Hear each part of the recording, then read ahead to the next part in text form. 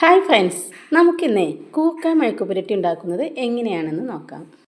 ആദ്യം കഴുകി വൃത്തിയാക്കി വെച്ചിരിക്കുന്ന കൂർക്ക കുക്കറിലേക്ക് ഇട്ട് കൊടുക്കാം. അതോടൊപ്പം 1/2 സ്പൂൺ ഉപ്പും 1/4 സ്പൂൺ മഞ്ഞൾപ്പൊടിയും ആവശ്യത്തിന് വെള്ളവും ഒഴിച്ച് കുക്കർ അടച്ച് ഒരു വിസിൽ വരുന്നത് വരെ വേവിക്കാൻ വെക്കാം. ഒരു വിസിലിന് ശേഷം കുക്കർ അടുപ്പിൽ നിന്ന് വാങ്ങി വെക്കാം.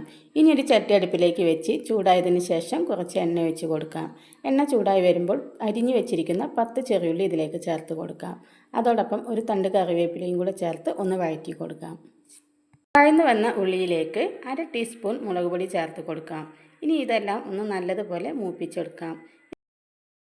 മൂത്ത് വന്ന മസാലയിലേക്ക് വേവിച്ച് വെച്ചിരിക്കുന്ന കൂർക്ക ചേർത്ത് ഒന്ന് ഇളക്കി കൊടുക്കാം.